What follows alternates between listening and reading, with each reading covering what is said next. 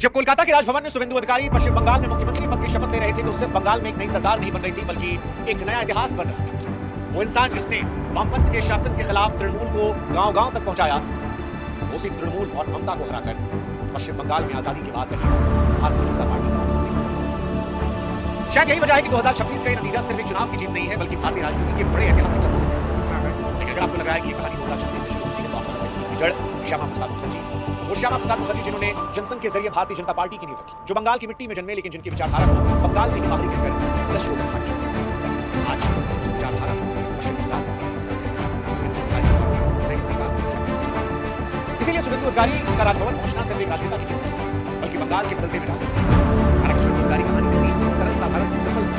एक जमाने में ममता बनर्जी के सबसे करीबी साथियों में वामपंथ के शासन के खिलाफ लड़ रही थी तो उनके साथ कदम से कदम मिलाकर शुभेंदु सबसे आगे चली।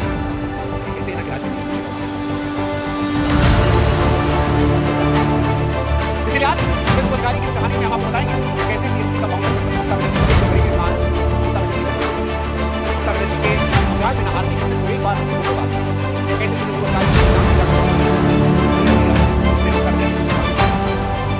ये भी होना चाहिए चाहिए या फिर नागा स्थित और क्योंकि टीएमसी कह रही है कि देखिए कभी मोदी जी मजाक उड़ाते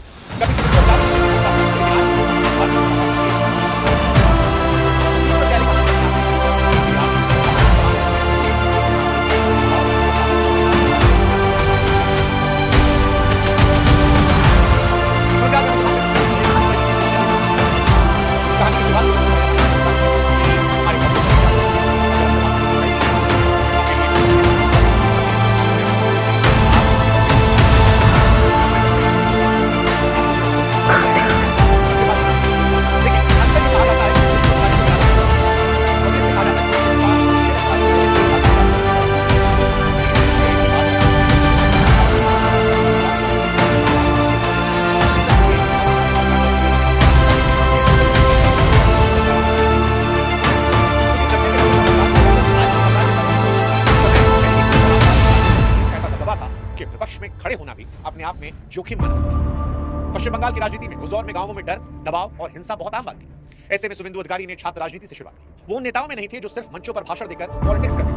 उन्होंने सड़क पर उतरकर राजनीति सीखी, स्थानीय आंदोलनों में हिस्सा लिया, कार्यकर्ताओं के साथ गांव-गांव घूमे और धीरे-धीरे मेदिनीपुर में अलग अपनी पहचान। पुराने राजनीतिक कार्यकर्ता बताते हैं कि शुभेंदु अधिकारी घंटों लोगों के बीच बैठते थे, समस्याएं सुनते थे, छोटे-छोटे स्थानीय मुद्दों को राजनीतिक लड़ाई में तब्दील कर दिया गया। और यही वजह है कि देखते ही देखते युवाओं के बीच शुभेंदु की पकड़ बस। उस दौर में ज्यादातर विपक्षी नेता सीमित इलाकों में से शुभेंदु ने मेदिनीपुर के दूर-दराज इलाकों तक अपना संगठन खड़ा किया। उन्होंने सिर्फ राजनीति नहीं की बल्कि लोगों को भरोसा दिलाया था कि सीपीएम जैसी मजबूत ताकत को भी चुनौती दी जा सकती है और यही मेहनत धीरे-धीरे उनकी सबसे बड़ी ताकत। लोग उन्हें सिर्फ शिशिर अधिकारी का बेटा नहीं बल्कि जमीन से निकला नेता माने। राजनीति को काफी अंदाज में तो क्या कुछ ज्यादा कार्यकर्ताओं को पसंद, आज कुछ ज्यादा संगठन पर काम और आगे चलकर यही नेटवर्क यही काम आना सबसे बड़ी ताकत। यानी जिस मेदिनीपुर की गलियों में शुभेंदु ने अपनी राजनीतिक जमीन तैयार की वहीं से बंगाल के सबसे बड़े बदलाव शुरू और फिर आया वो इसको लेकर बात की चर्चा है क्या उस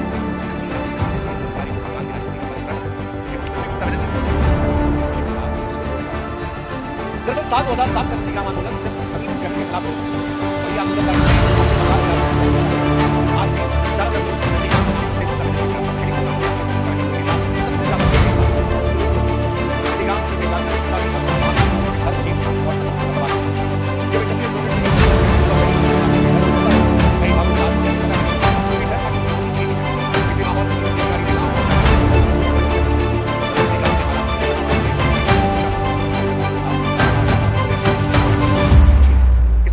और स्थानीय लोगों के साथ ऐसा नेटवर्क तैयार किया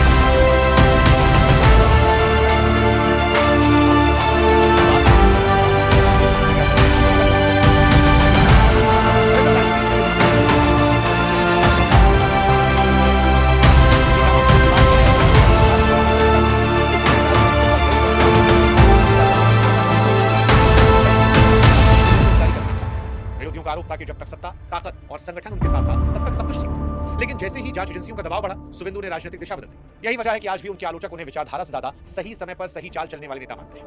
उनके आलोचक कहते हैं कि बीजेपी की वॉशिंग मशीन में उन्होंने भी अपने आप को, वैसे सिर्फ नाटा नहीं बल्कि मेदिनीपुर उन पर आक्रामक संगठन चलाने और दबाव की राजनीति करने जैसे आरोप है।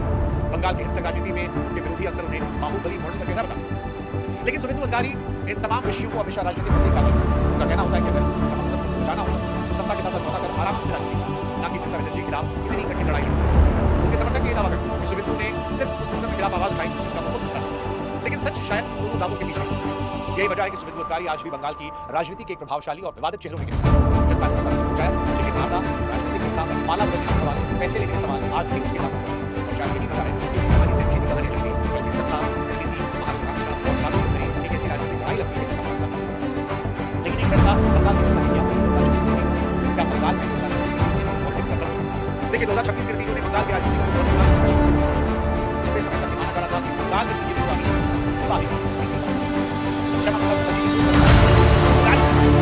लेकिन उसी बंगाल में लंबा सरकार उसे एक सत्ता पर मतलब नहीं चुनाव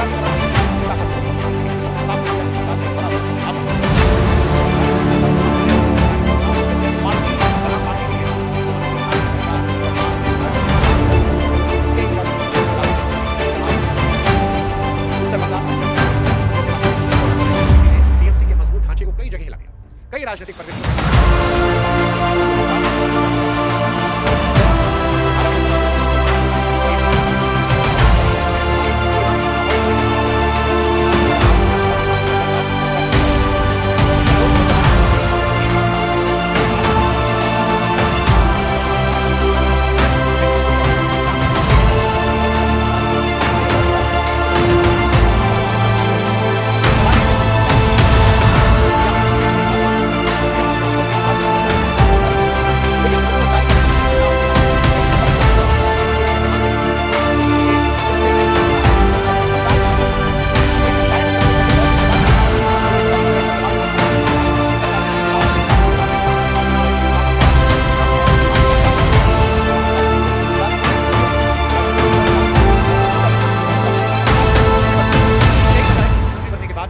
अधिकारी के सामने सबसे बड़ी चुनौती सिर्फ सरकार चलाने की नहीं है, बल्कि उस उम्मीद को जिंदा रखने की भी है जिसके नाम पर जनता ने बदलाव चुना है। बंगाल लंबे समय से चुनावी हिंसा, पोस्ट पोल टकराव, कैडर कल्चर की राजनीति से परेशान है। ऐसे में लोगों की नजर इस बात पर है कि क्या सुवेंदु सच में इस माहौल को बदल पाएंगे या फिर वो भी ममता की तरह हो जाए जिसने वामपंथ के खिलाफ उम्मीद जगाई लेकिन बाद में वैसे ही बन गए। क्या ये भी वैसे बनेंगे? दूसरी बड़ी चुनौती उन इलाकों और समुदायों का भरोसा जीतने की भी है जहां बीजेपी को लेकर अभी गहरी आशंका मौजूद है। हालांकि सुवेंदु अधिकारी ने पहले दिन स्पष्ट कर दिया कि सबका साथ सबका विकास नहीं, जो उनके साथ उनका विकास। इसको लेकर भी सवाल है, क्या ये बंगाल का माहौल बिगाड़ेगा? विपक्ष लगातार उन पर आरोप लगा रहा है कि वो हिंदू मुसलमान खुलकर कर रहे हैं। सुवेंदु अधिकारी भी खुलकर कह रहे हैं कि उन्होंने सहा है, अब वो चाहते हैं हम लोगों का भला करें। लेकिन मुख्यमंत्री पूरे प्रदेश के रहने वाले हैं। ऐसे में सुवेंदु खुद को पूरे बंगाल का मुख्यमंत्री साबित करना होगा। इसके साथ ही बेरोजगारी, उद्योगों का पलायन बड़ी चिंता होगी। लंबे समय से बंगाल के युवाओं के बीच भावना बड़ी कि राज्य में अवसर कम, बेहतर भविष्य के लिए बाहर जाना पड़ता है। सुवेंदु बार बार कहते हैं कि बंगाल को सिर्फ राजनीतिक संघर्ष नहीं बल्कि आर्थिक पुनर्जीवन की भी जरूरत है। इसीलिए शायद असली चुनौती जो है वो भाषण ज्यादा जमीन पर नतीजे दिखाने की, क्योंकि इतिहास सिर्फ इस बात को नहीं याद रखता कि आप सत्ता तक पहुंचे कैसे।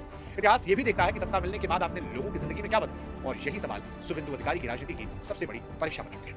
जाते जाते एक सवाल हमारा भी आपसे कि आपको लगता है सुवेंदु अधिकारी बंगाल बदल पाएंगे? क्योंकि सुवेंदु अधिकारी कहानी शायद बंगाल की राजनीति की असामान्य कहानियों में से एक समय वो नेता जो ममता बनर्जी के सबसे भरोसेमंद साथियों में था, वो आगे चलकर उनके सबसे बड़े राजनीतिक विरोधियों के रूप में मेदिनीपुर की गलियों से शुरू हुआ सफर नंदीग्राम के आंदोलन, विवादों, आरोपों और सत्ता की सबसे बड़ी लड़ाइयों से गुजरते हुए राजभवन तक।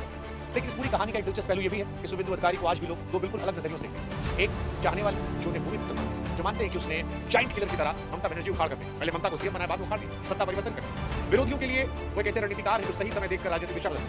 सच इसी के बीच में, लेकिन असली परीक्षा जिसका जिक्र हमने की वो अब शुरू। सरकार बनाना और राज्य संभालना दो बहुत अलग चीजें हैं। लोगों को उम्मीदें बंगाल में पहले से बंगाल बेरोजगारी, राजनीतिक के साथ बिगड़ रहा। ऐसे में अगर वो इसे बदल देते, फर्क लाते, तो वो इतिहास गवाह है कि बंगाल की जनता नेताओं को जितनी तेजी से ऊपर उठाती है उतनी उठाती है। इसके आने वाले साल सुवेंदु अधिकारी सरकार के नहीं बल्कि राजनीतिक विकास का देखना होगा कि वो जाइंट किलर बनकर याद किए जाएंगे या फिर उस नेता के रूप में जिस बंगाल बदल कर। ये सवाल हमारा आपसे, सुवेंदु अधिकारी कहानी पर आपकी राय क्या है? आप बताइए, क्या वो दक्षिण बंगाल में बदलाव की उम्मीद लेकर आए या फिर सत्ता बदलने की कहानी है जहाँ चले सिस्टम? क्या नंदीग्राम शुरू हुआ उनका सफर बंगाल को नई दिशा देगा या आने वाले सालों में वही पुरानी राजनीति फिर लौटेगी? और सबसे बड़ा सवाल, क्या बंगाल की जनता जिससे सरकार बनी या आपको लगता है सच राजनीति को सोचने का तरीका बदला? आपकी वो भी राय कमेंट सेक्शन में दीजिएगा और अगर आपको वीडियो पसंद आया हो तो शेयर भी कीजिएगा, क्योंकि बंगाल की राजनीति कहानी से कहानी थोड़ी, उस राज्य की कहानी है जिसने हमेशा पूरे देश की राजनीति को दिशा दी। वीडियो पसंद आया तो चैनल से भी जुड़िएगा, व्हाट्सएप का विजिट करने के लिए वहाँ भी जुड़िएगा।